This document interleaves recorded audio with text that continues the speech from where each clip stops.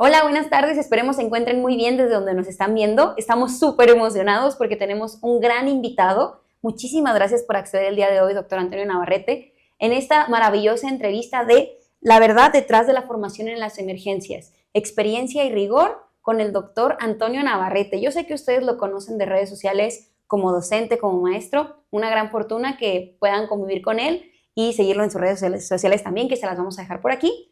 Pero le doy la bienvenida, doctor. ¿Cómo está el día de hoy? Muy bien, muchas gracias, muy gentiles ustedes. Me siento muy complacido por esta entrevista. No me la esperaba y estoy a sus órdenes.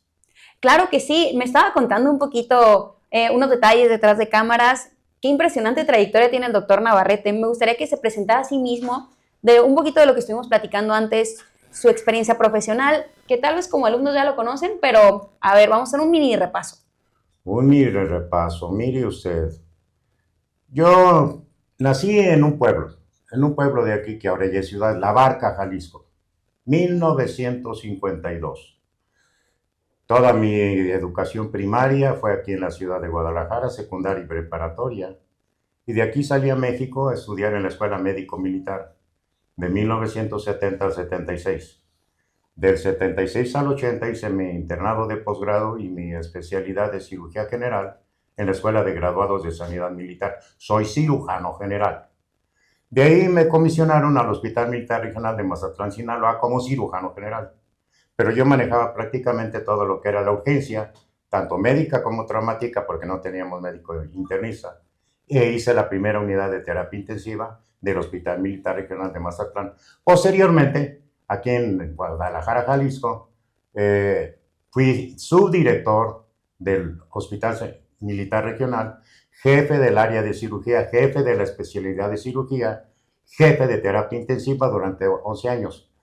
Finalmente terminé mi carrera en el ejército después de 35 años en la boticaria Veracruz, en donde entre otras tuve la oportunidad de trabajar en un hospital de sector público, Hospital General de Veracruz, por allá por el año de 2002 al 2004.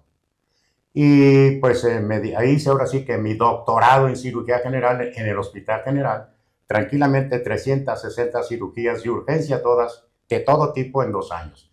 Muy, muy gruesamente. Como docente, tengo 30 años dedicado a los cursos avanzados que todo mundo conoce. El manejo avanzado de la urgencia traumática, siglas ATLS, Advanced Trauma Life Support, manejo avanzado de la urgencia cardíaca, ACLS, manejo prehospitalario de la víctima de trauma, PHTLS, manejo avanzado de la urgencia pediátrica, PALS, y soporte vital básico, entre otras cosas. Una grandísima trayectoria, ¿eh? Sus alumnos deben de estar complacidos e increíblemente afortunados de tener clase con usted. Y ahorita, hablando de la docencia que tiene, me gustaría iniciar esta entrevista con una pregunta desde su experiencia personal. ¿Qué es lo que le hace seguir enseñando con tanta pasión? Incluso cuando muchos dicen, ya aprendí todo como maestro o sigo dando los mismos cursos. Mire usted, hay una cosa, yo nunca fui conformista, siempre quise ser el primero.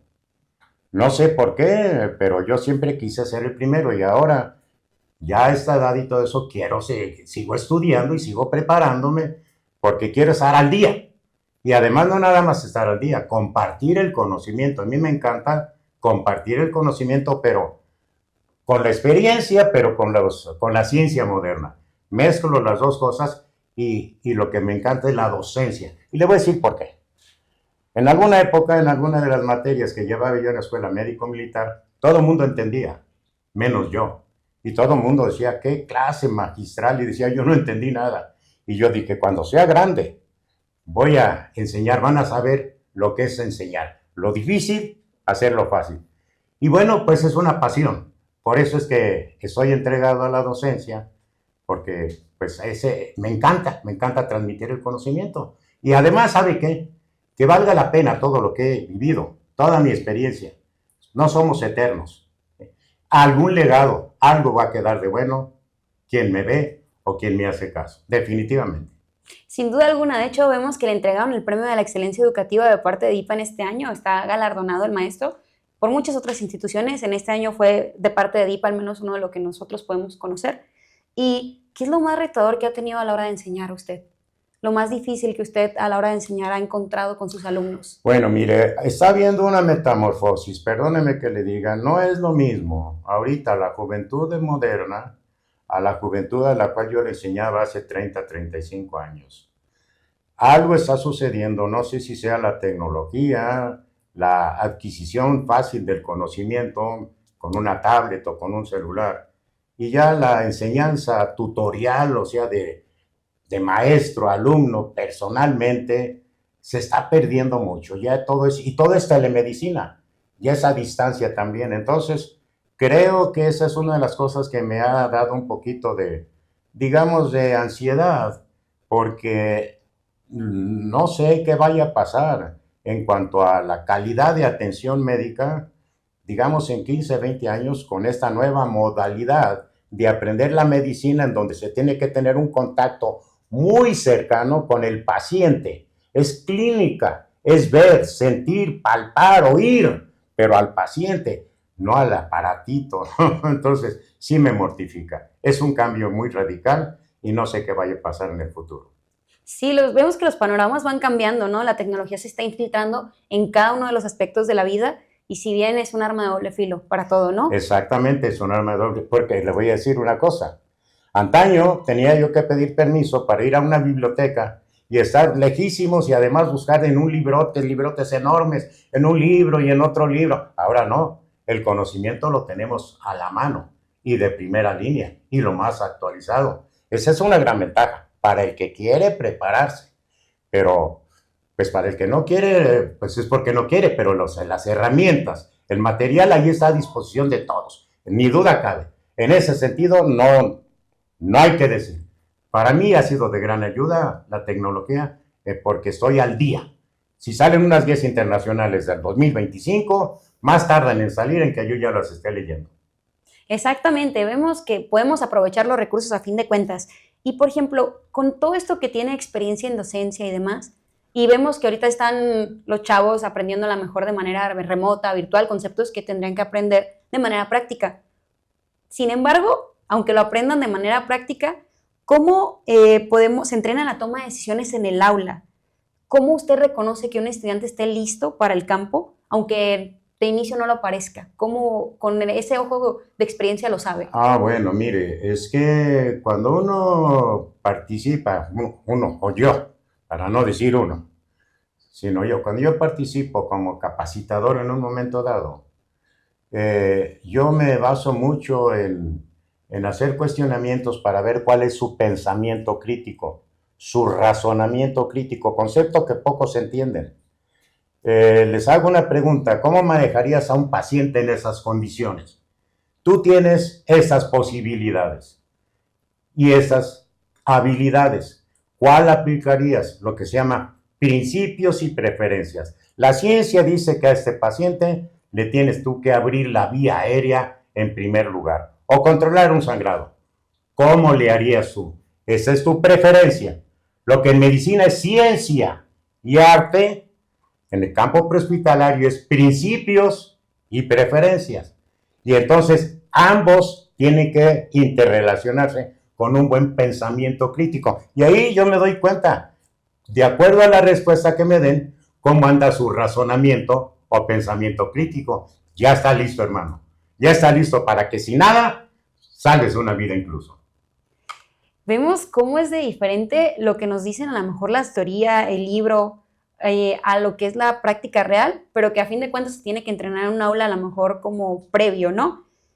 Para quienes apenas inician, sé que hay muchísimas, ¿no? Pero ¿cuáles maniobras no se pueden fallar en un ambiente prehospitalario? Que sean de las básicas que usted identifique. No. Mire, eso ya todo el mundo lo conoce. En un ámbito prehospitalario siempre nos guiamos por mnemotecnias de acuerdo a la importancia, la relevancia de las funciones vitales.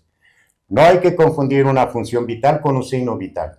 Una función vital es que tengamos una vía aérea despejada, la vía aérea que esté abierta, que no esté obstruida, unos pulmones que estén intercambiando oxígeno con la sangre, unos tejidos, todo el organismo perfundidos con sangre oxigenada, un cerebro funcionando bien. Pero Antes que todo eso, si hay un sangrado masivo, primero controlar el sangrado, porque si no lo sabe usted, un sangrado en el muslo, en la arteria femoral, por una herida penetrante, un balazo, una arma blanca, acaba con la existencia en 3 a 5 minutos. De tal manera que no nada más el paramédico debe de estar capacitado, toda la ciudadanía, porque no da tiempo para que llegue el paramédico. La ciudadanía debe estar bien preparada para emergencias de ese tipo. Y ha habido personas que con una herida aquí en el antebrazo, habiéndose aplicado, pudiéndose haber aplicado un torniquete, dejaron de existir porque nadie hizo nada. Entonces, para mí, siguiendo las funciones vitales, primero controlar un sangrado, después de eso asegurarse de la vía aérea que esté abierta, permeable, pero también va a depender de si fue un trauma. Hay ciertos principios, por ejemplo, todo paciente con un trauma cerrado, atropellado, chocó, iba en moto, en bicicleta, se cayó, se precipitó, se electrocutó, etcétera, siempre pensar que tiene lesión de la columna vertebral cervical.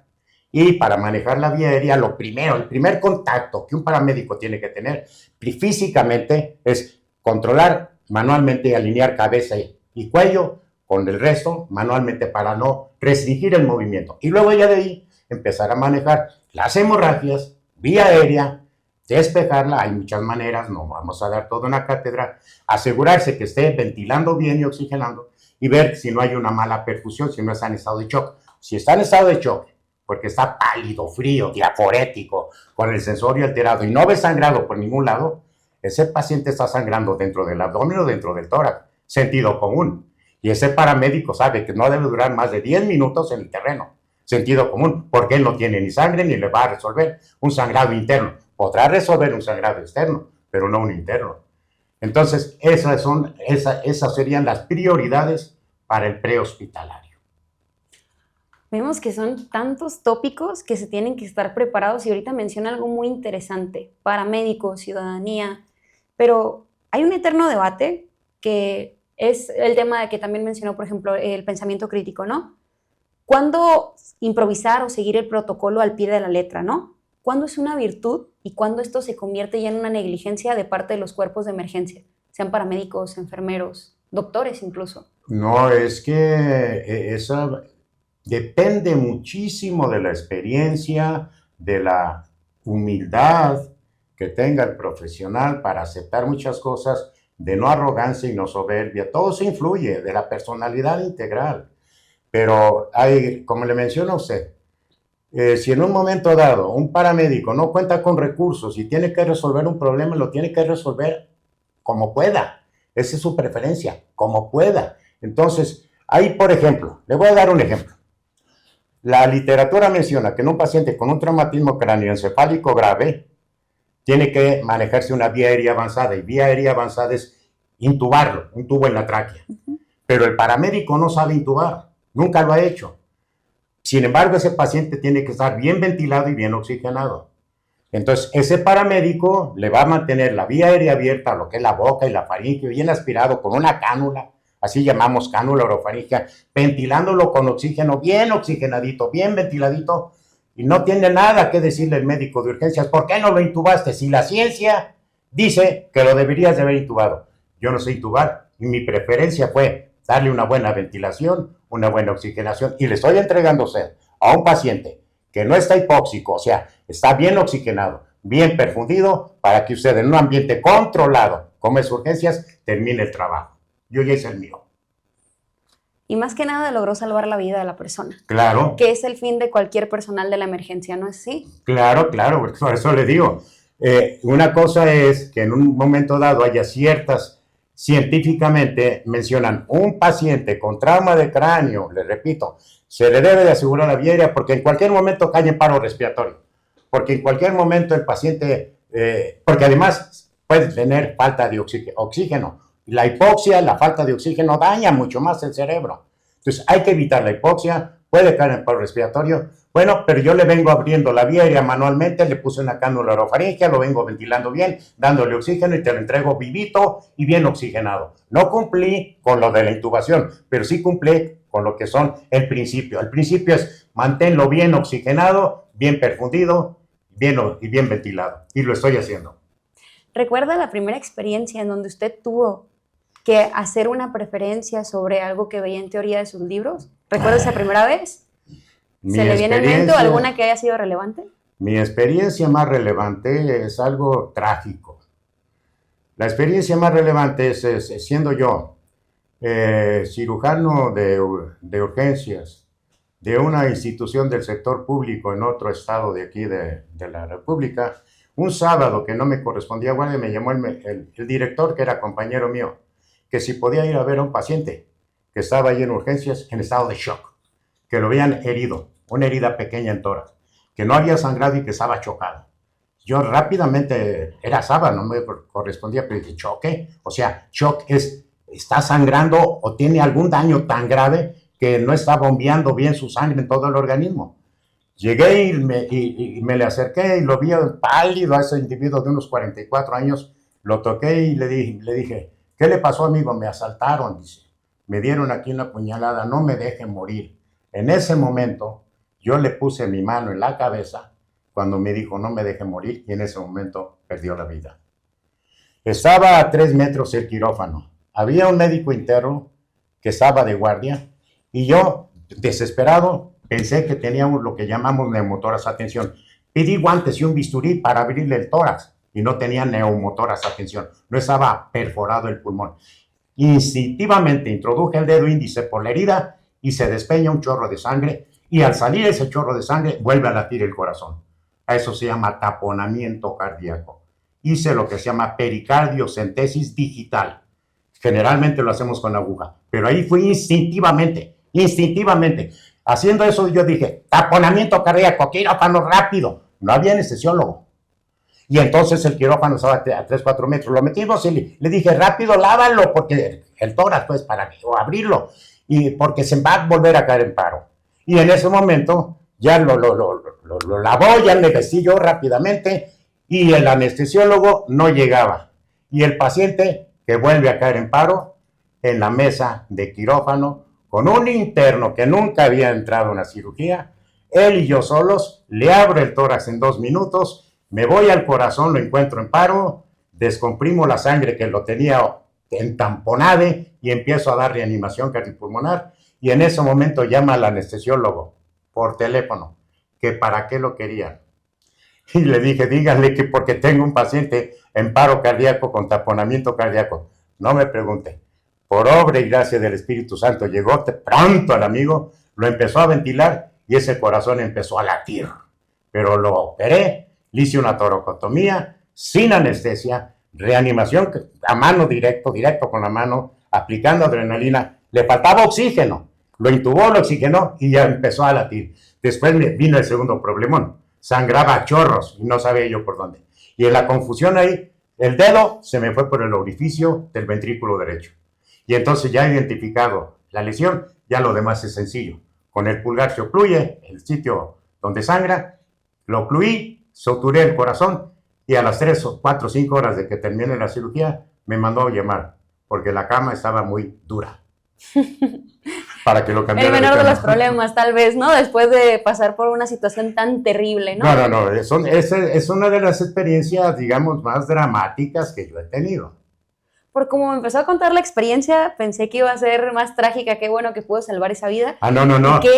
Permítame. Cada año, ese día, cada año, mientras estuve yo en esa ciudad, me llevaba mi botellita de obsequio porque era su cumpleaños. Un año más de vida. Así fue. Qué increíble, y esperemos que esta persona pueda ver este episodio, si es que todavía está por ahí. Esperemos que sí. Wow, es impresionante poder escuchar estas historias de viva voz de usted. Con esta experiencia tan increíble que tiene usted, doctor, ¿hay alguna manera de que este tipo de decisiones o este tipo de liderazgo se entrenen en el aula? Yo sé que es una pregunta tal vez muy controversial, porque no hay nada como la teoría o más bien como la práctica para poder aprender, pero ¿hay alguna manera en que los docentes, sus colegas, puedan fomentar este tipo de manejo de decisiones que son cruciales en momentos como el que le tocó vivir a usted? Definitivamente es posible, pero se necesita tener un material real. Porque nosotros ahorita, mire, la literatura menciona que una forma muy eficiente de enseñar es simulaciones, hacer simulacros.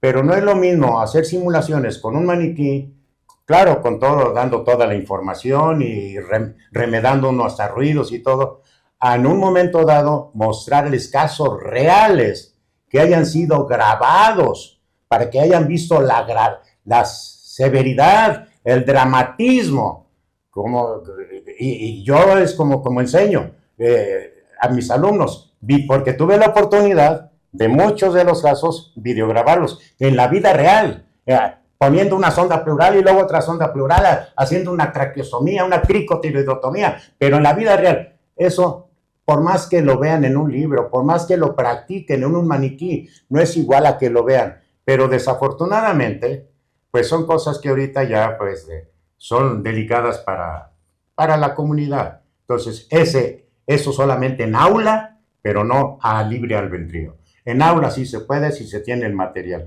Es la única manera. De lo demás, pues deja enseñanza, porque de no ver nada, aunque sea en un maniquí, hacer la simulación, deja mucho más que nada más contado. Ni duda cabe. Usted sabe que los órganos, los sentidos, no es lo mismo ver, escuchar y sentir. Y si usted está en una simulación, está viendo, está escuchando y está sintiendo, aunque sea un maniquí, ya son 3 órganos de los sentidos por donde está entrando el conocimiento. Y más que nada, porque aquí no solamente se trabaja en cuanto a teoría, sino, pues como bien mencionaba hace rato, se tienen que mover las manos, se tienen que tomar decisiones, se tiene que tener un criterio para poder llegar a este tipo de decisiones que resultan en fatídicas o exitosas, como fue su caso, ¿no? ¿Cuánto tiempo tarda en envejecer una teoría? Yo sé que usted tiene muchísimo tiempo, tanto como docente como profesional de campo, así que ¿cuánto tiempo o cómo se van actualizando estas teorías de las que vamos aprendiendo? Bueno, yo en lo personal, y recomendaría, yo en el aspecto del manejo de la urgencia cardíaca, antes del año 2000, en la revista JAMA, salía publicado lo que era reanimación cardiopulmonar y cuidados cardiovasculares de emergencia.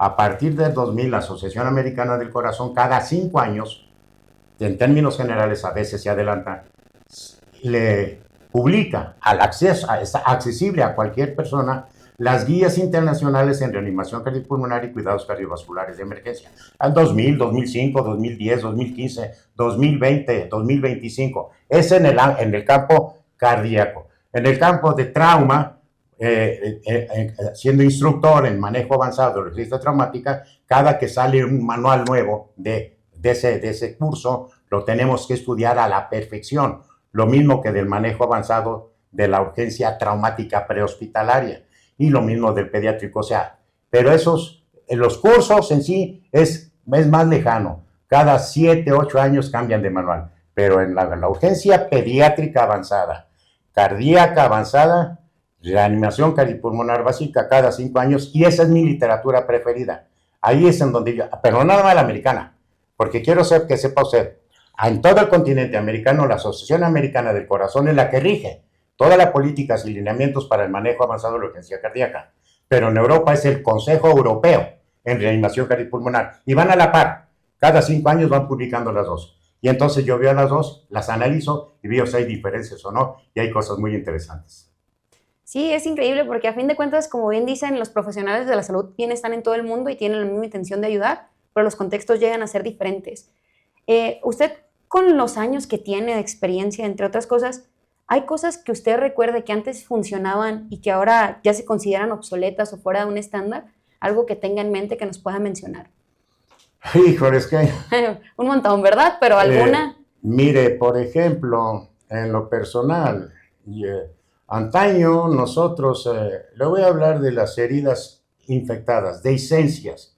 Dehiscencia es la pared abdominal totalmente abierta, con vísceras expuestas. Funcionaba perfectamente bien lo que llamábamos bolsa de Bogotá, que éramos, ahora sí que un residente de Bogotá, Colombia, inventó eso. Un plástico resistente en la pared abdominal, pero yo la modifiqué. Mandaba a mi residente a que comprara un zipper, un cierre, a la mercería. Y fui buscando las bolsas más resistentes hasta que encontré que con una bolsa de líquido para la resección transuretral de próstata, ese plástico es muy duro, y entonces le cosía el zipper en medio, le cosía la bolsa en la herida, bajaba el zipper, le lavaba, lo sedaba, le lavaba las vísceras ahí en terapia, le aspiraba el líquido y le lavaba cada 24 horas o cada 12 y se iba cerrando la herida. Ahí ese era manejo de abdomen abierto, a cielo abierto, por decirlo así. Y tengo muchísimos casos y eso ya no. Después sacaron un aparato que se llama vacuum, algo así, que lo aplican y hace succión. Y entonces va haciendo que la presión negativa, al ir succionando, que los bordes de la herida se vayan acercando y es efectiva. Pero yo cuando me pongo a ver ese equipo moderno, creo que el paciente, uno en especial que yo tuve, que lo manejé cerca de 270 días consecutivos, sin fallar un solo día en su tratamiento. Ese paciente en especial no creo que hubiera sobrevivido aún con el equipo moderno. Entonces, depende, porque fueron muchísimas cosas. A ese paciente hasta le tuve que inventar con cera virgen una prótesis porque tiene un orificio intestinal para ocluir el orificio para que pudiera comer y no le saliera por el orificio intestinal todo el alimento. Una placa de cera en su abdomen abierto, bien ajustada, ahora sí que amoldeadita y muchas cosas más que hice con él. Total, salió perfectamente bien. De estar totalmente eviscerado, se fue con una herida que no medía más de 3 centímetros. ¡Wow! Bueno, muchas expresiones de qué increíble, o sea, qué increíble labor y sobre todo, vaya, qué experiencia, qué importancia, ahorita que menciona y como lo vino mencionando al inicio de la entrevista, el tema de el criterio, el sentido crítico para poder llegar a hacer este tipo de maniobras, apoyado, como bien dice, en la ciencia, pero también en la situación, ¿no? Vemos que estas decisiones se toman a veces de manera individual, ¿no? Pero los equipos de emergencia, hablando ya de un conjunto de profesionales que buscan salvar la vida de una persona, ¿qué tipo de actitudes usted nota que dañan más a un equipo durante una emergencia, durante esos momentos de tensión en donde son varios paramédicos? Ok. No, mire, antes que nada, debe de haber, para hacer un equipo llamamos un equipo de atención de la emergencia de alta calidad o de alto rendimiento, porque tiene distintos nombres, siempre debe de haber un líder. El líder es el que coordina. Coordina es como una orquesta, es el director de la orquesta. Y todos los demás, como que si fueran músicos, cada quien hace ahora sí que toca su instrumento de la mejor manera. Pero cuando no hay orden, cuando no hay un líder, lo que se llama dinámica de equipo de reanimación, es una dinámica de equipo en donde los mensajes deben de ser claros por parte de un líder, que cuando dé una orden a quien se le está dando, lo mire a los ojos para que vea que sí lo entendió, que no haya ambigüedades, que permita que los demás opinen. Se llama compartir el conocimiento, que si alguien está haciendo algo mal, que alguien diga, eso no está bien, se llama intervención constructiva. Entonces, y todo con respeto mutuo. Entonces, esa dinámica, mientras la entienda un equipo, van a salir las cosas mucho mejor. Y hay otra cosa más. Cuando algo no está saliendo bien, digamos que no se centren, que no tengan una visión en túnel, que se den un descansito, salgan de la crisis y mediten. Hemos llegado hasta aquí y algo no está bien. Y piensen, lo que se llama salir a la zona verde. Relax, pensar, hemos hecho esto y eso y eso otro, algo no está bien. Y ese momento de pensamiento puede en un momento dado ser la diferencia entre seguir obstinados a algo que no nos está llevando al bien, ¡ay, se nos estaba pasando eso! Entonces, saber trabajar en equipo, tener razonamiento y pensamiento crítico, ser muy intuitivos y ser muy creativos, porque la creatividad, no todos los casos son iguales, influye mucho. Y si alguien tiene creatividad, son los paramédicos. Sí, sin duda alguna. Los vemos que son profesionales súper comprometidos, que a veces hasta en las guardias andan dando lo mejor de sí mismos sin apenas dormir en muchas ocasiones. Mencionaba el tema del líder. Como parte del equipo, a fin de cuentas, todo el mundo tiene responsabilidad. El líder es un cargo importantísimo porque es como bien dijo, el director, tal vez como una orquesta y demás. Pero, ¿cómo puede recuperar la confianza un equipo, como consejo con tantos años de experiencia, cuando algo no sale de manera exitosa? Bueno, es que quede bien claro. Hay algo que debemos de entender. Cuando se fracasa en algo, no fracasó el líder, fracasó el grupo. Por ejemplo, si yo voy a intubar a un paciente, lo necesito introducir un tubo en tráquea, tengo una vía aérea muy difícil, no logro ver las estructuras aéreas. Pido al personal de allí, de donde yo estoy, un introductor, que es un equipo de guía que me sirve, lo introduzco tranquilamente en la vía aérea, en la tráquea, y a través de ese introductor deslizo el tubo traqueal, pero me dice, no tengo el introductor. Ahí quien falló fue todo el equipo, no fui yo. ¿Por qué? Porque era obligación de ellos tener todo el material, porque una vía aérea difícil, inesperada, como su nombre dice, es inesperada. No va a depender de la digamos, capacidad manual o de la experiencia del líder o del quien esté haciendo la maniobra principal. Va a depender de todo el equipo y que todos los demás haya también todas las herramientas necesarias. Y ahí si me fallan con un introductor, ya no fue error mío. Sin embargo, no lo pudo intubar, no pudimos como equipo porque no previmos. Tuvo que haber esa prevención. Y eso son experiencias para que no se vuelva a repetir. Como dicen, de los errores salen dónde estamos débiles o dónde estamos fuertes. Y bajo este aprendizaje es donde se va recuperando un poco de la confianza de la construcción del equipo como tal, ¿no? Por ejemplo, ¿qué tipo de liderazgo funciona realmente en situaciones críticas?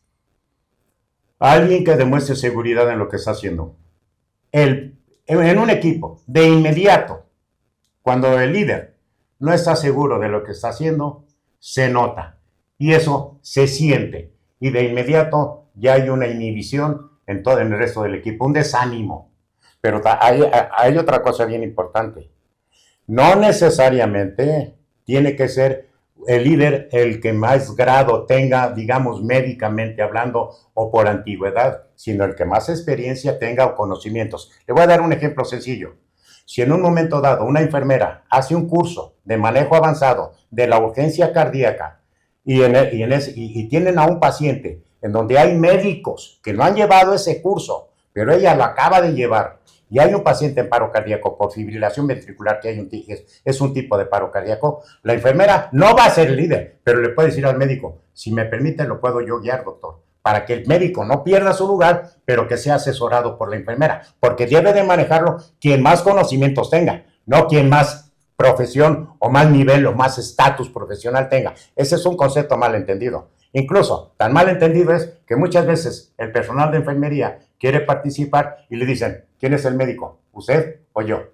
Humildad, humildad. ¿Qué tipo, en este tipo de situaciones donde vemos tantos actores en un equipo y pueden llegar a presentarse esas situaciones en donde falta la humildad, ¿este camino es para todos o es para quien lo decide a la profesionalización? Este camino de las emergencias como tal, ¿cómo lo ve usted con su gran experiencia? No, yo creo que no cualquiera, no. Hay gente que yo he escuchado, médicos que me han dicho de viva voz, no, yo jamás me hubiera dedicado a la urgencia. Se apanican, pues, o sea, y es natural, es entendible. No sé por qué habemos personas que nos encanta la adrenalina y el estrés, pero no, tiene que nacer.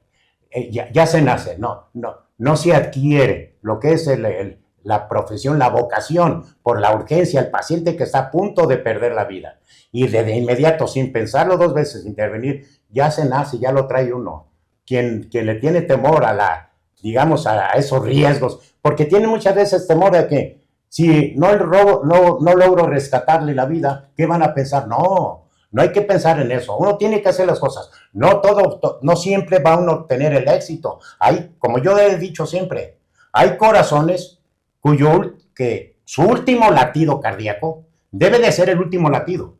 Todo lo demás va a ser empecinamiento terapéutico, medidas desproporcionadas. Ya llegaron al final de su existencia y uno debe saber cuándo sucede ese evento para que tengan un final digno. Pero hay otros demasiado buenos para morir. Y son gente que todavía tiene una expectancia de vida saludable porque es joven, órganos sanos. Ahí hay que echarle todas las ganas y es recuperable. Entonces, hay que tener mucho criterio, muchos conocimientos, pero también saber que hay ocasiones en que por más que quiera uno, hay imposibles, no todo se puede salvar. Hay situaciones insalvables. Hay corazones cuyo último latido debe ser último latido, todo lo demás es ensañamiento terapéutico, es no respetar la dignidad de esa persona, pero hay otros corazones demasiado buenos para dejarlos ir y hay que echarle toda la ciencia encima. Todo el corazón, toda la ciencia, toda la práctica, todo lo que van aprendiendo se ve reflejado en los servicios que se hacen. ¿Y ¿qué tipo de rasgos usted le recomendaría de que debes de desarrollar en esta carrera para convertirte en el mejor profesional de emergencias? Rasgos personales. De personalidad. Mire, una entrega total. O sea, para poder ser un médico o un prehospitalario, no necesariamente médico, un profesional de la salud que domine las emergencias, debe de sacrificar parte de su vida en el estudio y en la práctica. No se da en la almohada, no se da en el sueño, se da estudiando, practicando, haciendo simulacros. Yo me encantan las simulaciones. De lo contrario, difícilmente va a adquirir uno las destrezas para las manualidades, para el sentido común. Lo va a ponerse uno eventos, imaginarse unos eventos extraordinarios. ¿Cómo le haría yo con esto, con aquello? Y trabajar en equipo. Le vuelvo a repetir, no lo digo yo.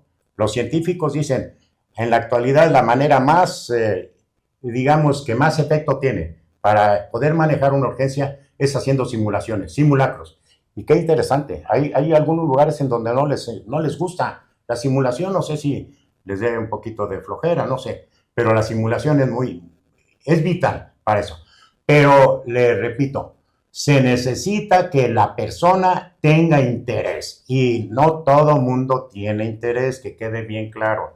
Hay quienes ven otros aspectos, ven aspectos muy banales que no quiero comentar.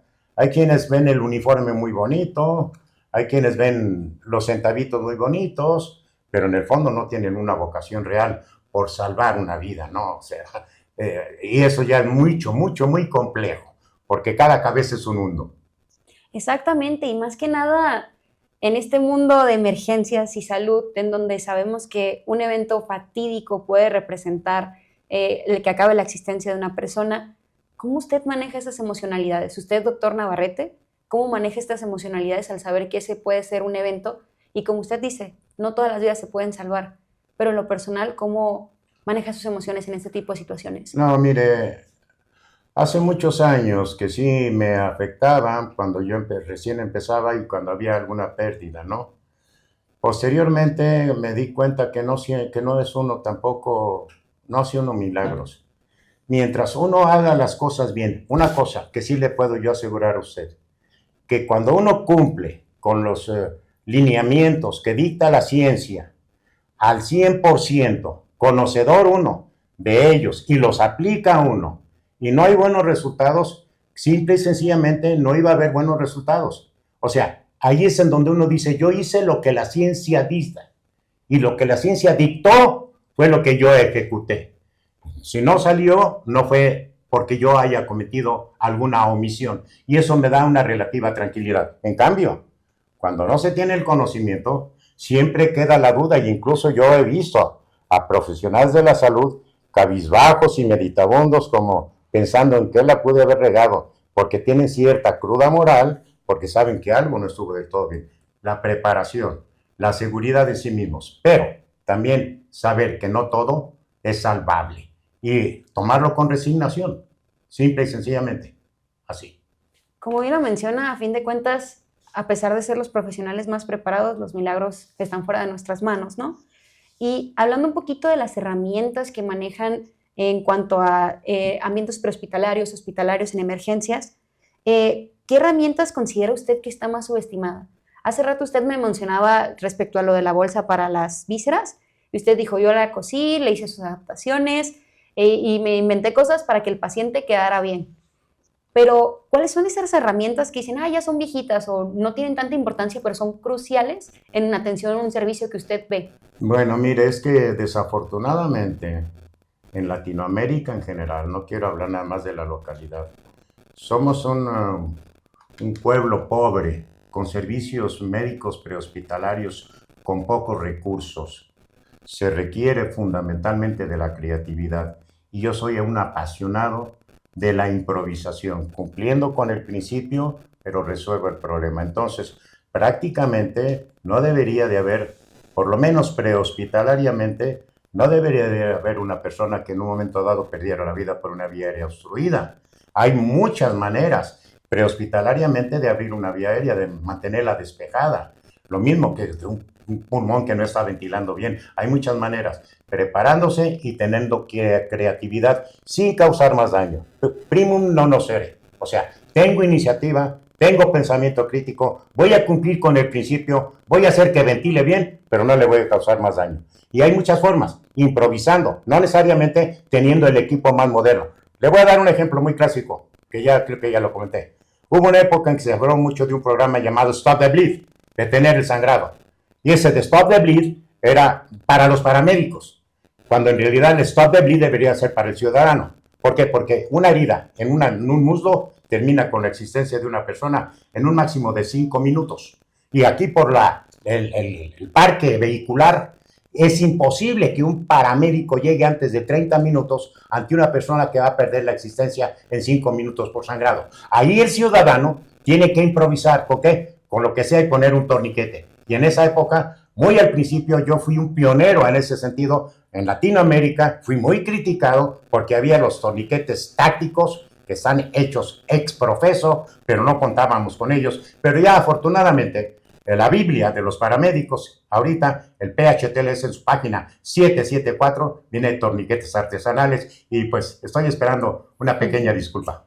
Esperemos que se la den, de todos modos, porque sí me tocó ver su video en donde explicaba lo de los torniquetes y veo muchas veces que dicen, eso ya no se usa. Uno como ciudadano que no estudia este tipo de situaciones dice, uy, lo ve y ya se siente con el derecho en redes sociales de poner, ay, mira, lo está usando, es un mal profesional, cuando... Pero sí hice algunas aclaraciones. Primero, hay que practicar. No, claro, no lastimarse. Segundo, hay que tenerlo listo. O sea, no se trata de improvisar en el momento, no da tiempo. A nadie le cuesta traer en su carrito un desarmador y una corbata o 2 corbatitas en una bolsita Ziploc. Por si acaso, por si un ciudadano, uno de moto, se fractura el fémur y se empieza a salir sangre a chorros de la arteria femoral, rápidamente, ¿saben cuántos segundos se detiene un sangrado? Con eso, improvisando. Yo lo detenía en 13 segundos. 13 segundos. Lo mismo me tardaba con un torniquete táctico. Lo mismo que me tardaba con un torniquete exprofeso, el CAC, con torniquete de aplicación en combate, me tardaba con una corbata y un desarmador. Pero hay que tenerlo a la mano. Entonces, teniendo a la mano la herramienta y practicarlo, porque si no lo practican, se apanican y no saben qué hacer a la hora de la hora. Entonces ya saben con qué cargar en sus autos, en sus bolsas, en sus mochilas, porque a fin de cuentas, como bien dicen, muchas veces dejamos la responsabilidad sobre los profesionales de la salud y todos somos humanos. O sea, todos estamos bajo emergencias todos los días. Hablando del torniquete improvisado, hay una exposición muy interesante en el cual con una venda de 10 centímetros de la que traen todas las ambulancias y con su tijera de punta de botón, en 15 segundos ocluía por completo la arteria femoral en el muslo, la parte más gruesa de nuestras extremidades. En 15 segundos ya no había flujo sanguíneo, demostrado con ultrasonido Doppler en mi arteria pedia. Si desaparecía el flujo ahí, ya no había ningún flujo sanguíneo. Con una venda de 10 centímetros y todos los paramédicos tienen. No es necesario que tengan un torniquete táctico. Simple y sencillamente una venda cualquiera lo trae en su ambulancia y la tijera de punta de botón. Y hay muchas maneras. Pero afortunadamente ya se vale. Es nada más hacer un complemento de lo que me decía. Porque como le vuelvo a repetir, no contamos con todas esas herramientas o porque por la, digamos, la economía. Le pregunta a uno de los paramédicos, ¿tú cargas un torniquete táctico? No, levante la mano. Hay veces que voy yo, hay 40, 50 paramédicos. ¿Quién trae torniquetes tácticos en su ambulancia? 1 o 2. Entonces, pues, tienen que improvisar. Y le vuelvo a repetir, antes se estigmatizaba a quien improvisaba. Pero ahora ya no, afortunadamente, porque se perdieron muchas personas por no haberles detenido un sangrado. Porque quiero que sepa usted, la causa número 1, para empezar, en trauma, la edad en que más sufren traumas es en los primeros 40 años, la edad más productiva. Y las 3 causas de letalidad en trauma son trauma craneoencefálico, hemorragia y obstrucción de vía aérea. Más o menos 1/3 de cada uno. Ya con que controlemos la hemorragia estamos abatiendo importantemente la letalidad. No se necesita un torniquete táctico. Estoy dando de los ejemplos. Como prehospitalariamente es una de las lesiones que más acaban con la existencia, la hemorragia en un trauma. La hemorragia de extremidades, porque la hemorragia interna, como le digo, en tórax o en abdomen, rápido, lo que llamamos todavía periodo platino, el paramédico tiene que darse cuenta, oye, está en estado de choque profundo, no lo veo pálido, frío, diafrético, no lo veo sangre por ningún lado, este paciente está sangrando. Ahí su prioridad es llevarlo rápido a un hospital, pero saben, no cualquier hospital. Tiene que saber qué hospital cuentan con lo necesario, porque uno de los problemas que tenemos es que no tenemos una política bien establecida para que en un momento dado sepan en qué hospital sí van a poder ser resolutivos, porque de lo contrario lo único que van a perder es tiempo. Son tantos aspectos que tienen que tomar en cuenta y que a fin de cuentas volvemos a lo mismo, si bien no es la corbata o otras cosas, por favor, si son parte de la ciudadanía, también ingresen a estos cursos. El hecho de que ustedes también estén preparados ayuda muchísimo, que si bien no van a hacer el trabajo de un paramédico ni van a convertirse a lo mejor en uno, están preparados para poder darle unos segundos de vida más a las personas que tal vez lo lleguen a necesitar. Un carpintero está en su taller con la sierra eléctrica, se amputa una extremidad, va a estar en su casa, quien va a estar a un lado va a ser otro familiar, no va a ser el paramédico. Y una lesión aquí en la arteria humeral, en 2, 10, 12 minutos se acaba, mucho antes de que llegue el paramédico. Entonces, esto es para todo mundo está preparado, que no le dé miedo. Luego, por ejemplo, le voy a dar un ejemplo de las preguntas que me hacen a veces, ¿no? Que si cuando hay un paciente en paro cardíaco, que si se lesiona con reanimación cardiopulmonar, si se causa fracturas. Claro que sí, la literatura lo menciona. Por lo menos el 40% de quien se da reanimación cardiopulmonar hay fractura de costillas, de esternón y otras lesiones pulmonares. Entonces, ¿cómo le voy a decir? Le voy a lesionar. Oye, entonces no le hagas nada. La otra, no te queda más que dos. Riesgo de que lesiones, pero le salves o de plano ya lo dejes ir. Las fracturas y las lesiones tienen curación. La vida se pierde y se perdió. Pero esos pensamientos, ahí es en donde uno nota la falta de pensamiento crítico. Exactamente, porque yo creo que ahorita todo el mundo y más, usted lo podrá ver en redes sociales, vemos que tiene una gran comunidad en redes sociales, en sus videos educa, pero también ¿qué lo motivó a usted a hacer este tipo de videos? El hecho de muchas veces se piensa que los profesionales de las emergencias no están tan al tanto de tecnologías o de divulgar. ¿Qué lo motivó a usted? Me motivó, es que yo soy muy empático con los paramédicos. Sin que me dieran a mí ese papel, yo me adjudiqué el ser digamos, el tutor, no sé cómo le llaman, a quien los va guiando, y al mismo tiempo les doy sus coscorrones. Entonces, a mí me motiva mucho porque no todos los paramédicos tienen la posibilidad de tener una preparación adecuada. Hay muchas academias de todo tipo y hay muchos instructores. Y los instructores también hay divergencias en opiniones, en conceptos. Ahí es muy heterogéneo el conocimiento dentro de los capacitadores. Entonces yo procuro que mi información sea la más reciente, la más actualizada, y hay muchos paramédicos que no están bien preparados, no porque no quieran, tienen hambre, pero no tienen los recursos. Y entonces esto va para todos, eso es lo que me motiva, porque además, que quede claro, yo me imagino, si un día yo voy en carretera solo, a las 2, 3 de la mañana, en diciembre, tengo un accidente y estoy ahí herido, sangrando, no se imagina, o sea, yo me pongo a pensar, el oír la sirena, el ver la lucecita roja de alguien que se acerca, se está acercando mi ángel de la guardia. Ellos son los primeros, son los que van a salvar la vida. A mí me pueden salvar la vida. Entonces, no, el interés tiene pies también, ¿eh? No, sí, necesitamos estar preparados. O sea, el hecho de, en DIPA por lo general tenemos congresos en donde se interesan marcas y muchas veces dicen, ay, pero no tienes nada que ver con ese rubro. Y les digo, qué equivocados, porque todos tenemos que ver con este rubro de la salud y las emergencias. O sea, todo mundo, todas las personas, incluso ustedes que están viendo en casita, que lo están escuchando, a lo mejor dicen, ay, yo ni me dedico a eso. Créanme que en algún punto de su vida se van a topar con alguna emergencia que van a querer a lo mejor o saber más o van a estar agradecidos con algún profesional. Definitivamente, mire, para ver este asunto, para poder hablar de este asunto de las emergencias, yo me acuerdo de un caso, me meto mucho a ver las noticias, cómo estando el papá y la mamá de una criaturita que apenas sí empezaba a caminar, a dar sus primeros pasos, a 3 metros de ellos, perdió la existencia en una cubeta de agua. Apenas a los niños les llama mucho la atención el agua, vio una cubeta que tenía agua y los papás ahí sin darse cuenta y el niño ahí, cuando se dieron cuenta ya era demasiado tarde. Entonces las emergencias y no supieron qué hacer. Salen con el niño corriendo cuando lo que deberían de haber hecho de inmediato ellos mismos. Darle ventilación de boca a boca y compresiones torácicas, que es muy sencilla la técnica y que vienen en muchos tutoriales, pues, o sea, no, lo que pasa es que lo que siempre pensamos, eso a mí no me va a pasar. Ese es uno de los errores.